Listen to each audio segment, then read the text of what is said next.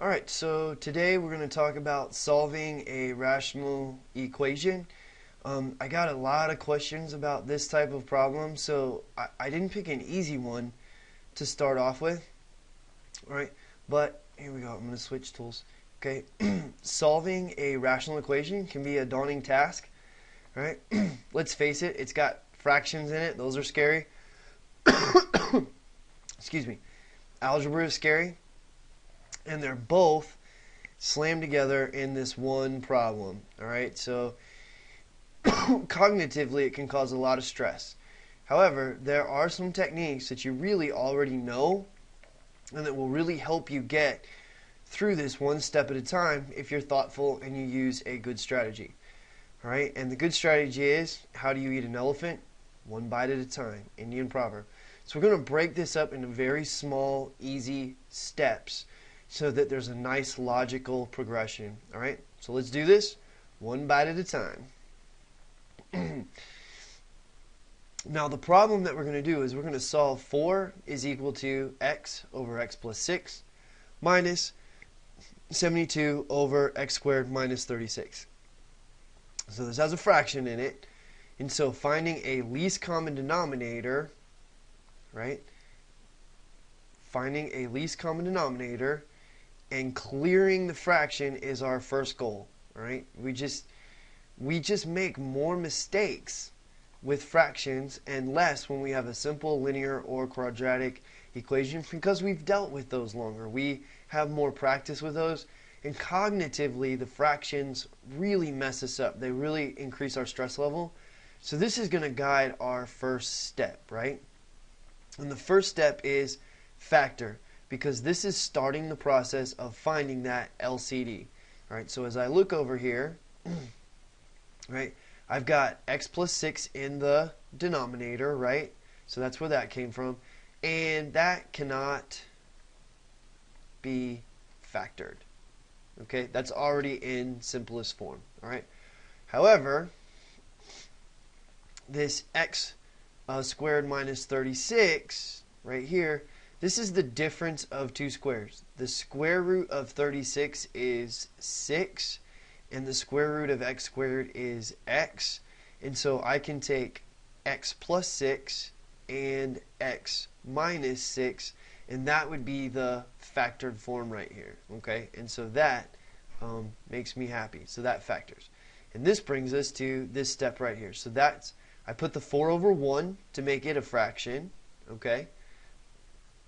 I have the x plus 6 right here that came from up here that can't be factored, and then the x plus 6, x minus 6, alright, came from right here where I factored that denominator, right? So now let's go ahead and scooch this up so that we can see what's going on. And so now what we want to do is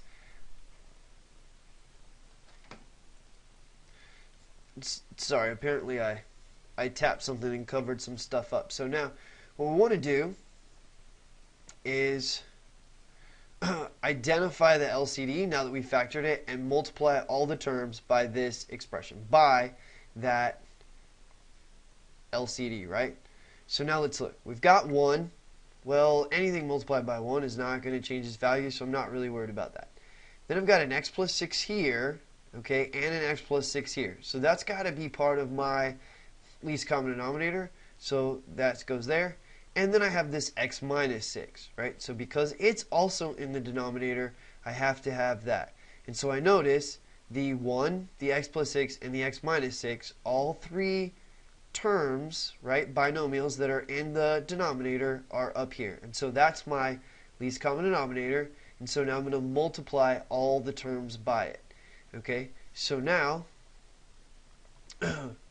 when we multiply, it's only the numerators that we're going to multiply by.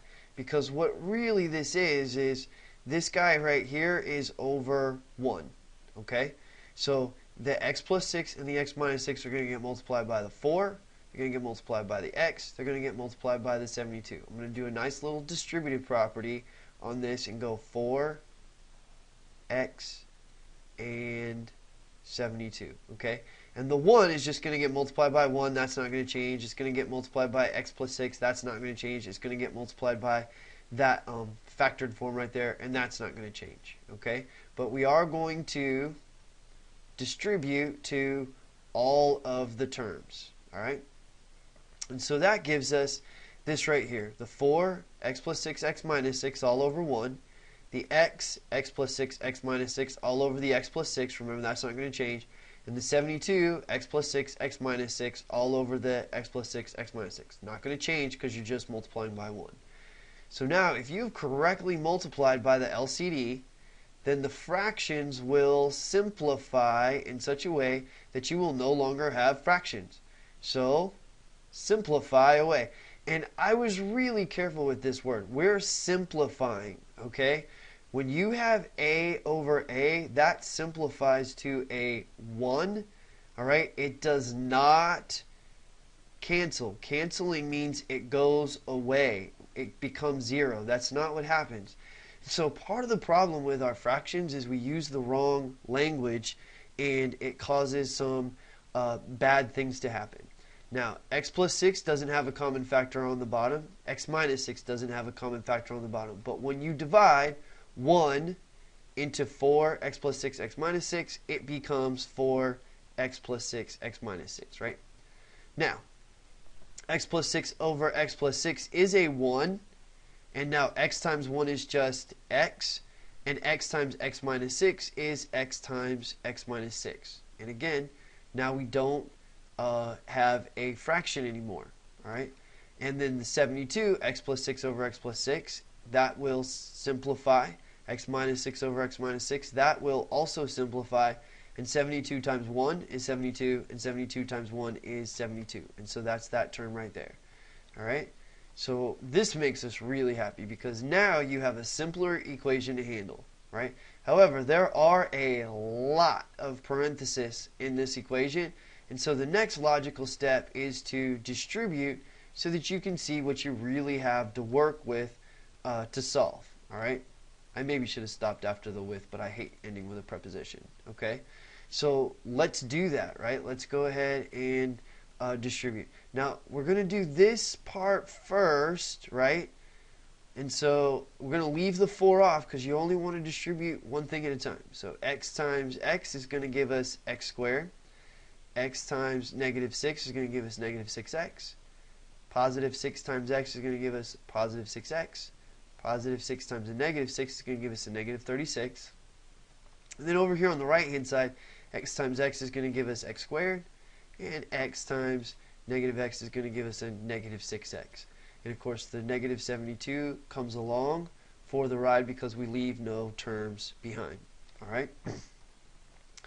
Now, do one distribution at a time to minimize the cognitive mistakes from trying to do too much in your head. We can only hold 7 pieces of data in our working memory. Okay? And so if you try to do too much in your head, you're going to lose the oldest thing. And so that's what happens here sometimes if you try to do too much.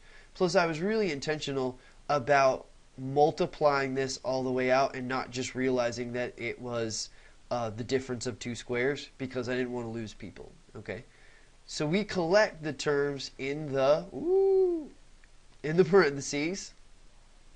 Okay, so let's do that. All right, so if you look, a negative 6 and a negative 6 and positive 6 are going to cancel out. Those actually cancel out because negative 6x plus 6x actually becomes 0. All right, because those are additive inverses. Okay, and so that actually does cancel out. That's the appropriate place to use that. All right, and so that's going to give us 4x squared minus 36 is equal to x squared minus 6x minus 72. All right.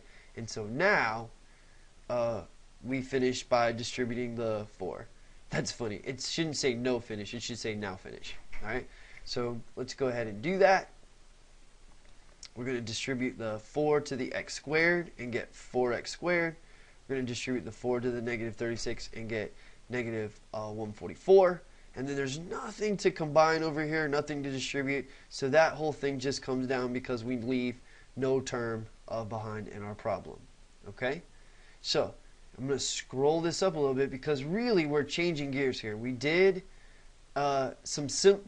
we got rid of the fractions, right, to make our lives a little easier, and then we combined like terms to make our lives a little bit easier. And so what we're going to do now is, now we see that we have a quadratic equation. So now I'm starting to think, how do I solve that? So to solve a quadratic, we need to set the equation equal to 0, okay? This will allow us to factor or use the quadratic equation depending upon how nice or ugly it is. Now my preference is to move everything to the right, on the right, to the left-hand side of the equation, okay? The reason why I want to do that is because this will keep my a term positive, and that will make it easier to factor. Having a negative a term is just no bueno, alright? So we are going to subtract x squared from both sides, alright? And you'll notice that 4 minus 1x squared is going to give you 3x squared. Then I'm going to add 6x to both sides. Okay? And so that's going to give me the positive 6x. And then I'm going to add 72 to both sides. Alright? And you know what? Let me go ahead and, right, just so you can see it, add the 72. And a negative 144 plus 72 gives you a negative 72. And now this is an additive inverse, so that cancels to 0. This is an additive inverse, that does actually cancel to 0. And that's an additive inverse, and that actually cancels to 0. And so 0 minus 0 minus 0 is just 0. Okay? So step number 6. Now I'm ready to factor. Okay? I got everything set equal to 0. I notice that I have a 3 and 6 have a common factor, right? So I'm looking here at the 3 and the 6, and I go, oh, those are both divisible by 3, right? So I want to check the 72 to see if it's divisible by 3, right? So let's see, 7 plus 2 is equal to 9, all right? 9 is divisible by 3, so therefore, and the 3 dots mean therefore, 72 is divisible by 3. All right, and if you divide it in your calculator, you get 24. So now I'm going to take 3 divided by 3 is 1x squared. 6 divided by 3 is 2x. And 72 divided by 3 gives me 24. So the 3 goes out front, and these are my new terms inside, still equal to 0. Please don't drop that. I have seen that happen on occasion. All right.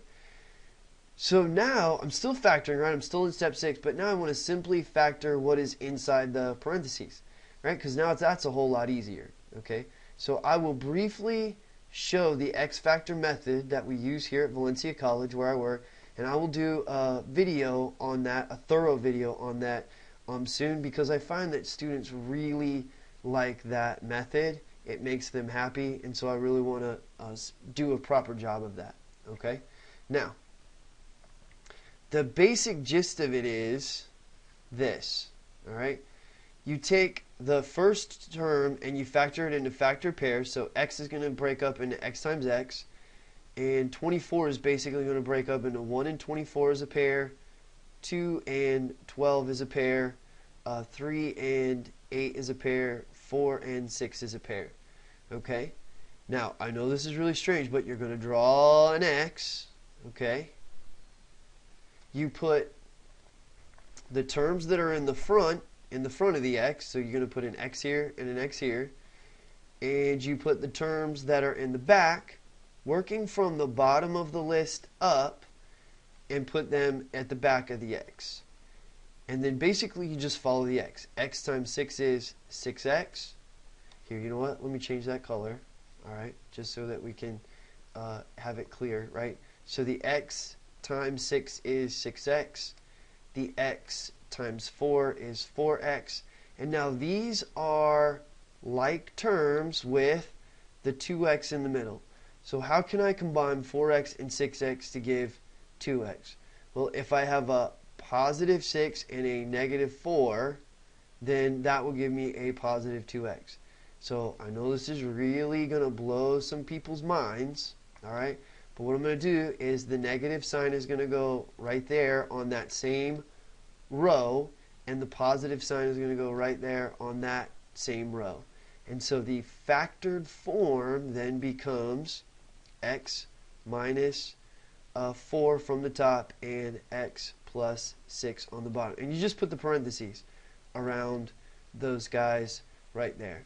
Now there's a couple of more rules, and you should always check that negative 4 times positive 6 gives you a negative 24, and it does, and so that makes us happy, all right? And I will do a more thorough video here very soon. So now let me change colors one more time, all right? So the 3 simply comes down, we don't want to lose it, okay? And the x minus 4 and the x plus 6 are the factors that go right there, all right? And now that we've factored it, I'm going to scroll up a little bit more and kind of switch into our next sort of idea, right? So now that it's factored, right, we can make use of the zero product property. This was why we had to set the equation equal to 0 so that we could use this property. Now if you don't remember, the zero product property is if a times b is equal to 0, then a is equal to 0 or b has to be equal to 0. Well, wait a minute, right? I've got, you know what, people don't really like red. So let's go, you've got 3 times, right, x plus 6. You've got x plus 6 times x minus 4, and they're equal to 0. So either the 3 is equal to 0, the x plus 6 is equal to 0, or the x minus 4 is equal to 0. So I can separate these up into these 3 separate equations. And the power of the zero product property is that now these equations are actually solvable, right? Because we have one equation with one variable. And those are the only types that we can solve, right? I can solve x plus 6 is equal to 0 because there's one equation and one variable. I can solve x minus 4 is equal to 0 because there's one equation, one equal sign, and one x, right? I can determine the truth of this one, and that's what I'm going to do here in a minute. All right, and so that's the power of the zero product property and why we wanted to set the equation equal to 0 so long ago. Because we've made this form from each separated term. So we'll solve all 3, right? So if you look, 3 is equal to 0 is false. And so that's not a solution, okay? However, not a solution, sorry. However, if you subtract 6 from both sides here, okay, you get x is equal to 6, all right? And if you add 4 on both sides here, you get x is equal to 4. And so those become our 2 values that came out of our solving process, all right? And you should get 2 values because remember, way up here, this is a quadratic equation. And so because it's a quadratic equation, that squared means we're supposed to get 2 solutions. And we did, right? Right here, those guys. Right, now, this was originally a rational question, right? So I know we are 9 steps in, but we're still not done. See, we started with a rational equation, and that means we have the possibility of an undefined or indeterminate forms that spring up if you have 0 in the denominator. If one of the values to the left creates that situation in the original problem, then it's not an answer, it's not a solution, but it's an extraneous solution.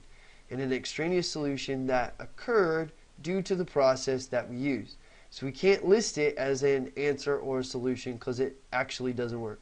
So plug the first value into the original equation. And so if you take -6 and you plug it in, you've got 4 divided by 1 is 4, right? You've got -6 over -6 plus 6 is 0, right? And then you've got 72 over, well, a -6 squared is 36. And so 36 minus 36 is also 0.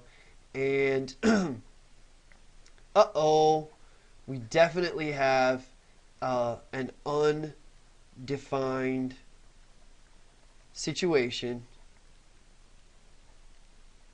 right? Because we have these zeros in the denominator.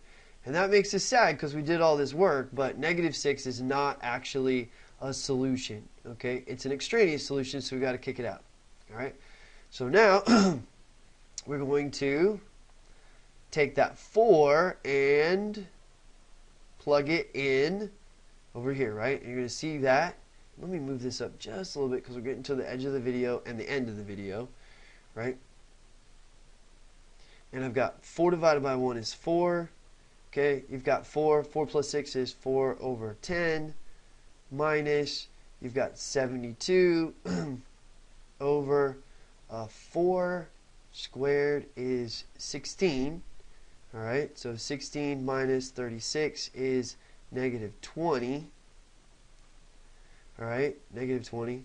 So a negative and a negative, let's see what we can do with that. Negative and a negative is going to give me a positive. So I'm going to have positive 20 here. And so let's see, if I double this, I'm going to get 8 over 20. And so now you're going to see that 8 over 20 plus 72 over 20 is 80 over 20. And 80 over 20 reduces to 4. And there's my check, plugging in that second value. I do get an actual solution. That makes me happy. So my answer that I put my box around is x is equal to 4.